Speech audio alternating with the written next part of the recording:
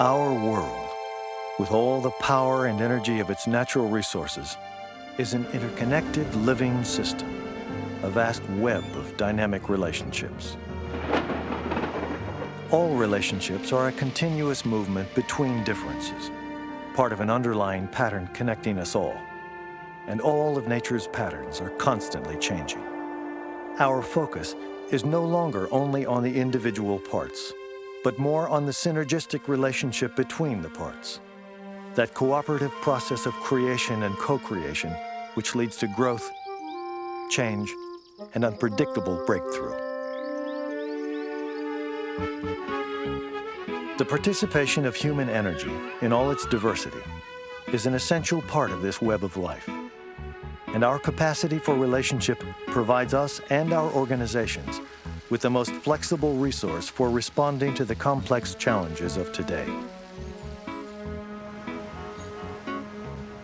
Today, I think almost everybody could identify with the pace that we're needing to keep in order to keep up with change, to keep up with all that's going on, the information that comes from every different direction, and then the request to move quickly. I have observed a number of people that come into organizations that are very me-oriented. However, we are making a shift, and we are moving more towards group work, teamwork, organizational work together. The interpersonal relationship among people is everything. Investing up front in a relationship, that takes time. And we always say we don't have the time. And if you don't have a good relationship, the task at hand could take a lot longer. In most of the world's population, relationship is more important than task. And even if you ask people which is more important, they'll say relationship, but if you watch what they do and not what they say, you'll see that their behavior focuses on getting the job done, on the task, and that's going to get them in trouble. I think people, a lot of times, because we're from different backgrounds, different races, different cultures, might not be able to connect with one another. So a lot of times working relationships can be strained because you just don't understand or know the person that you're working with. The interpersonal challenge is finding common ground, is finding, no matter how different this person looks and acts and behaves, finding some point of similarity. When relationships aren't in place, customer service breaks down, and it's very apparent to the customers. Hello, you're right on time. Anne, good to see you. Good to see you. I'd like to introduce you to some of my colleagues. Jonas. This is Jonas. I'm Carla. Lee Fogg, it's very This nice is to Jonas. meet you. And you must be Ignacio Vega. Yeah. I'm a big fan of your work. Lee Fogg, hi. Good to see you. And I'm Carla. Well, shall we get started? Got some great graphics to show you all.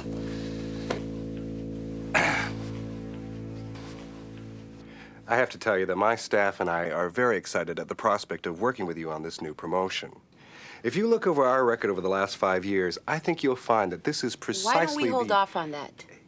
Lee gets so excited he tends to get ahead of himself. Let me take a step back for a moment and get us back on the right track. I believe your product deserves a little better. It certainly does. Which is why I think we should dispense Because with I these- really believe you're on the cutting edge with this new line of cosmetics. I'll take that. I think you'll be very happy with what I've worked up here. If you will recall our last presentation, when I originally proposed this idea, we talked about the demographics of Generation X, 20-something, whatever you want to call them. I was very embarrassed for both Carla and for Lee.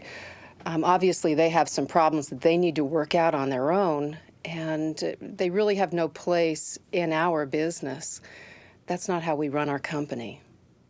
So I don't think we'll be doing any business with them. Today's consumers are smarter than ever before, and they simply will not tolerate unhappiness on the part of those who are serving them, or an arrogant attitude, or an attitude of anything but, I want to be helpful.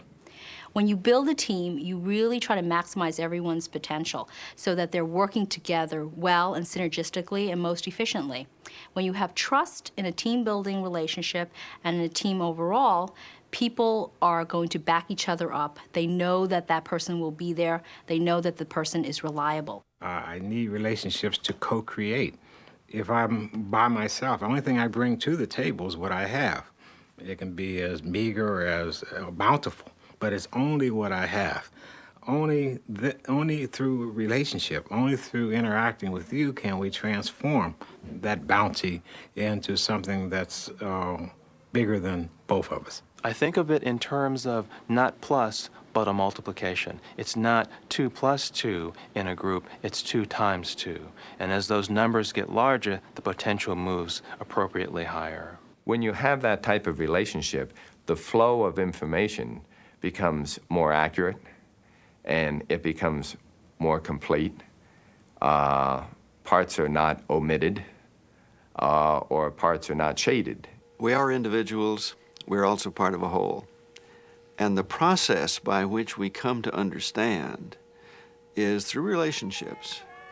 And the relationships can be with other people, they can be with events, but all of those relationships together form the web with which we come to understand. Relationship patterns in organizations are like a unique ecological system, a living network of dynamic energies in which no one part is as important as the whole and the relationship between the parts. But we need to look at each part as a place to begin the process of change and trust that as one part shifts, others will shift in response. Each person is a natural source of available energy with unique personal patterns and the choice to act in depleting or enhancing ways. Diverse individuals have an opportunity to cooperate, co-creating unique and unpredictable outcomes. Over time, personal and interpersonal relationship patterns create a dynamic organizational energy field with potential for enhancing or depleting human productivity. There's an energy that goes on between people. It's almost like it's electrical current, and it's that current that carries the message of who we are or what we want to say to the other person. When relationships are strong, it can pull us all through. It can really be the asset that makes the difference. Whereas if you didn't have that sturdy relationship, it may cause a big problem. There are barriers that prevent the relationship between two people. Often it has to do with the fact that I don't trust you, I don't believe you, and you may not trust me and you may not believe me. So there's a wall built between the two of us, and we have not developed a way to get through the wall and really interact with each other. I think it's a lack of understanding of a common goal that can come in the way of building relationships because everyone comes to the table or comes to the team with a different perspective. There are certain things that deplete or break relationships, and sometimes to a point where it's almost impossible to build them back up again. One, of course, would be lying, simply not telling the truth. Another would be manipulation. It's okay to use people as long as they know it, they feel they have a choice, they give their consent. It is not okay to misuse them, to get them to do things without them being fully aware that they've been maneuvered. Deborah, remember I wanted you to contact each of the branch managers prior to the regional meeting. What? To brief them on the new software, sorted date. Data sort, Helen. The new software is called Data Sort. And I didn't get a memo. Well, I sent one. Each of those branch managers needs to have an introduction to that software before the meeting. Helen, the meeting is on Saturday. There are 18 branch managers, and I'm supposed to be designing the meeting format. Deborah, you know how hard I'm working to get you that promotion. A good meeting will count upstream and make my efforts on your behalf a lot easier. I want those managers to feel our personal touch. Okay? Yeah, you're really in there pitching for me, aren't you, Helen? I can feel it. Deborah, what's the deal? She always pulls that one out. Promotion. Can you believe it? I mean, she wanted me to make 18 phone calls to, quote, personally introduce the new system to each manager. When there are some bad feelings start emerging, then people will try to get friends to back them up, and therefore you see a polarizing situation. If a team is polarized, that's it. You're not going to the same direction. You are pulling 180 degrees apart. And what did she call it? Sort data? Shorter date, shorter date, short date. It's very difficult to repair something like this once it occurs. It's not impossible. What it takes is for both to have a common sense of purpose, the kind of purpose that cannot be realized unless they actually repair the rupture. I feel very angry at the way she speaks to me. It makes me feel very, very small. And I feel like I'm not doing my work, deliberately so, almost, just to have some sort of control over the situation. I'm just feeling helpless. We all do things when we think there's a benefit at the end, and it is difficult to be trustful when you don't know exactly how the other person is going to react or where that relationship is going to take you.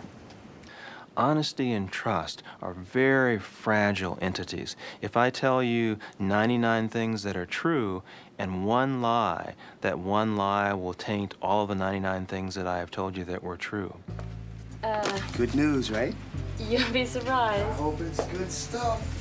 If we begin to build trust in a relationship and I do something that destroys that trust, it will probably take me months or longer to rebuild that trust.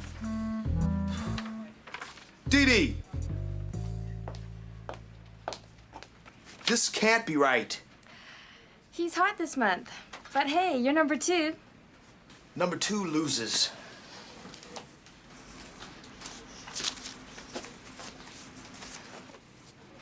Bring me those leads. I thought you guys were working on them together. Yeah, we will. Just bring them to me now, okay?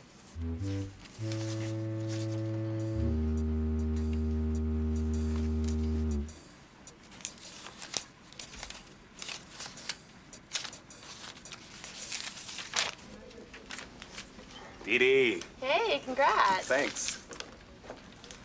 Hey, what's up? Same old, same old. Yeah. Just playing phone tag with Warren Ryder.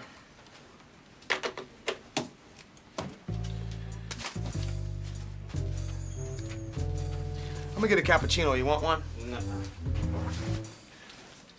So, if he calls, tell him to stay right where he is, and I'll be back in 15. Yeah, sure thing. Hey, you didn't happen to pick up a call from Raymond Thomas, did you? I'm expecting something from him. No, nothing.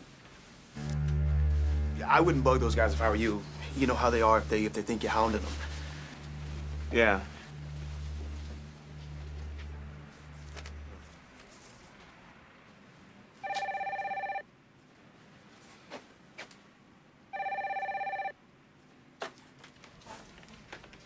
Michael here. Hello, Warren. No, he's not in today. Yeah, he's been a little slippery to reach these days. Anything I can help you with? Yeah? Well, Warren, I can set you up with that. Competition and jealousies and cheating do not happen only in sales. They really happen everywhere. Great. Warren, you want it gift wrapped? They're really very depleting types of behaviors that can negatively affect relationships. I felt that he did me something. I just feel that I had to do something back. And the opportunity came, and I took it. At that time, it was more important to me to succeed and try and gain something, but the trust has been lost. And that has a bigger effect. It's changed the whole relationship that we had. And he's about to walk back in here, and I honestly can't tell you what's going to happen. I think once the trust is broken, you need to somehow say, well, this is building block 1, and I'm going to show you that this is what I'm going to do it, build credibility, and then go to the second building block and on up. And I think to rebuild trust, it will be a matter of time. It won't happen overnight. Relationships go through several stages, especially relationships that have had turmoil. And oftentimes these relationships can be repaired, and again, we always have the opportunity to even do more than we ever dreamed of. Bill Gallagher wants to know what happened at the regional meeting. Half of those managers didn't know anything about data sort. You agreed to contact them, and we agreed to work on this as a team. We? Did you call any of them, Helen? You led me to believe that you were taking care of it. This is not the first time you've let me down. The last I heard, you had put me up for a promotion. I know you want to move up. But did you put me up? I'm working on it. Helen, why can't you ever just be straight? Okay. I'll go first. I didn't feel like putting a whole lot into it, even though I knew that James volunteered to help.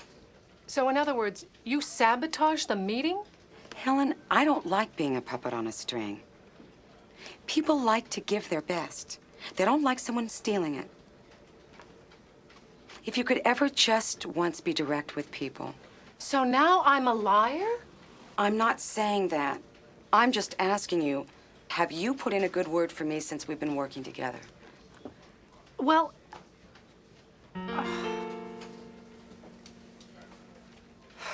I understand that you're under a lot of pressure to coordinate the meeting and everything. I suppose I haven't been upfront lately. I could have been more cooperative.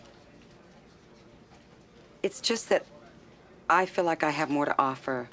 I know that. I'm sorry. But I really do appreciate all your help on Sort a Date. Data sort. Data sort, data sort. So, tell me. Do you think we can get all the managers online with data sort before the end of the month? Absolutely. I'll get James to help.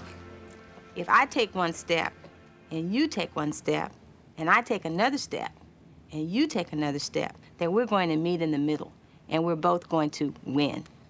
I was surprised when Deborah started opening up. I mean, I could see it, although I was very angry in the moment, but I could see that there was some room, actually, that this person didn't hate me. I mean, that's, I guess, how I felt all along, was that she had no respect for me or my position, and she just hated me. When she opened up, I realized that I wasn't being necessarily fair. So once we both were in a position where we could talk to one another, well, it's made the working relationship much easier, and you wouldn't believe what's gotten done. I'm very surprised, actually. It's been nice. It really doesn't matter who initiates. What's important is that the process is not squashed by the other, that there is a mutually back and forth nurturance. If you don't have trust in a relationship, it seems that it's built on nothing, and it's very easy to either blame or to have the relationship come to an end. When you have trust in a relationship, you learn to rely on the person, you learn to be able to count on them in any situation. And I think in a team situation, it's extremely, extremely important, because in a team, you're working together. And when you're working together synergistically, then you know you're working properly, and it's the most efficient way to work. Sorry, Earl. That's all right. It's okay. Boy, am I glad you're back. Space is still not working? I need a different perspective. Boy, as you know, the time is tight. And Madam wants a Hollywood kitchen. And you had to promise the usual open space and a lot of light. I know, but I did suggest a quick and easy skylight. Well, I'd rather have the light coming through the French doors, opening onto the deck. Why do you want French doors? Well, because I like a lot of fresh air in the kitchen. Why do you like a skylight? Well, I think we need more light. And this area can be very windy, and French doors could be drafty. Okay, so then we're down to no drafts, fresh air, and plenty of light, right? Miranda? The role of communication is very, very important when we're talking about relationships.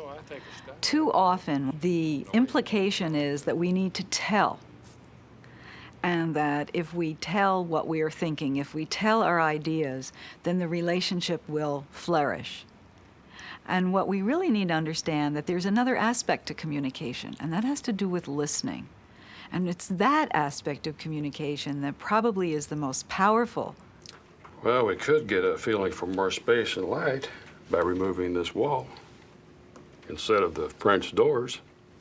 Yeah. Add a solarium, cut down the draft.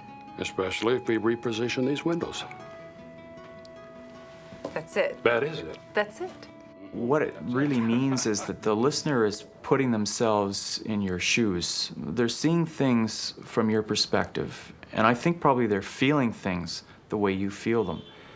You can tell that a person's listening because they're asking you questions, they're paraphrasing, they're sharing their feelings. You get a sense that you're both on the same wavelength. But if we really want to have synergy, excellence, or produce the very best outcome in communications or a product, it requires feeling. It requires things like passion and full involvement. There's got to be a respect, a mutual respect for people in order for them to build a relationship. They have to understand that they are each necessary in the team or in the organization to get something done. And that mutual respect really does build the relationship. Without it, I don't think a relationship can exist. To grow a relationship in a team takes time. It's very important for the team to not only be focused on task, but to also be focused on relationship. You know, with these Irish last listen up, everybody. We've got 3 weeks till delivery, and we're not organized. Just when we need to be. That's why I thought we needed this time out. So we're coming up on a deadline, and you think it's time to take a time out? Well, I know I'm falling behind schedule, and I'm sorry if it's throwing people off. I'm not talking about anyone in particular. I'm just feeling that we're not working together efficiently. Feels like you're way overloaded, Margot. Is there anything the rest of us can do to help out? Well, you know, I'm supposed to put all these grand ideas into a workable form, but they're all so unorganized and disconnected, and they're just so out there. It's called the creative flow. There's always been a creative tension between you two. Sometimes it works for us, and sometimes it doesn't. No one's been complaining. Maybe I should have. The truth is, some days it's really hard to come in and be around the two of you. Yeah, I kind of noticed that too. But I figured that it was the way the two of you liked working together. You know, with an edge. Well, maybe it's easier for someone outside the situation to see things more clearly. Margot, you know, I mean, what I think I'm hearing from you is that you would like me to be more organized. Is that what you're saying, Margot? What I think I meant, you know, I do appreciate good ideas. I mean, that's what makes everything so much more exciting. But sometimes you just keep going on and on until there's more work than I can possibly do, and the joy just goes out of it. How would it work better for you? Well, what I need is more time. And if you could give me more reasonable projections, you know, that would be a big help. And I would like your input too, but I just need it in writing.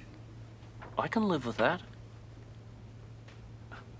So in other words, you'd like me to write down my key ideas and get them to you at an early stage rather than just piling everything on you at the end. Like this, maybe? I mean, I would really love to show you how to read one of my flowcharts. That would be great. But could you make it a little more legible? We have found in many of our teams an inability for people to get work done because they don't understand each other's style and have conflicting styles that they're operating with. If they don't understand the other person, they get frustrated and are unable to work with them. You know, at first it was a little uncomfortable for me because, you know, I'm not a kind of person who likes confrontation and things like that. But in the end, it was great because we were able to resolve the situation, and obviously there was tension building up, and that's now gone because we did deal with the situation. So it was really good. When they understand them and not only understand the need for the other person to change, but their own need to change, then you've really made a breakthrough and they're able to work together. I really wasn't that aware there was a problem. I was happy to have it confronted. I mean, when people harbor feelings for a long period of time, it just seems like it always comes out a little bigger than it needs to be. And so it's good to nip things in the bud. And, you know, if I'm a problem, I want to know about it so I can adjust. The way to change bad conflict into good conflict is to focus on the expectations, focus on the common ground, focus on the extent to which both people want the same thing, want respect, want sharing, want efficiency, want kindness, want caring.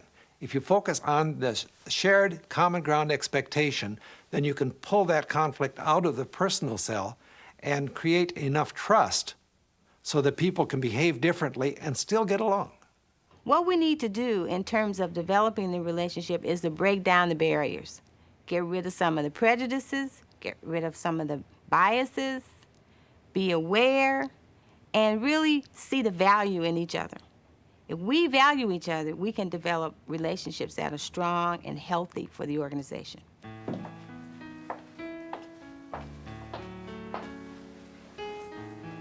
You know, I don't think it could have gone any better. Do you, huh? It's a funny thing about these presentations, though. You know, since I wasn't there, it's kind of hard to know why the first presentation you made to them was such a bust. You know, I think the thing is to keep it relaxed, not too formal, confident, but with a little touch of humor. It's really tricky getting the right mix. But I've been at this a lot longer than you. That's why I thought it would be a good idea if you came along this afternoon. Maybe you could pick up a couple of pointers. Boy, I'm sure glad we got this second chance, because I think I pulled it out of the fire. Oh, it felt good. Hey, you probably just had an off day. I didn't have an off day. I wasn't stiff. I knew the material. They laughed at my jokes, Frank. That the first presentation, my presentation, didn't fly had nothing to do with the way I presented it. Let me make it clear. You and I made the same presentation of the same architectural plan to the same 3 white guys. Now, Frank, what do you think made the difference? Well, why do you have to assume racism? Why do you have to assume that I didn't do it right? Whoa, hey, I was just trying to be helpful. Some might see it differently. Well, now, hold on a minute. You know, I look at you, I don't see an African-American woman, I see a person. Frank, I'm black. I'm a woman, and that's how I want to be seen. What I don't want is for it to be a factor in how my performance is rated. All right, let's just say, for argument's sake, you're right about what happened with the 3 of them. What am I supposed to do about it, huh? I mean, I'm one person living in the here and now. I can't be responsible for years of oppression I had absolutely nothing to do with. No one's asking you to. Well, that's what it sounded like to me. I don't resent that your presentation went well. I'm glad. It's good for both of us. But it would be nice if I could be a little more sensitive.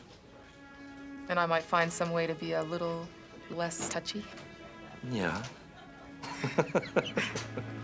The most depleting behavior, the most destructive of relationships, is misattribution or misunderstanding. We end up looking at people as enemies when they're not our enemies at all, potentially our friends.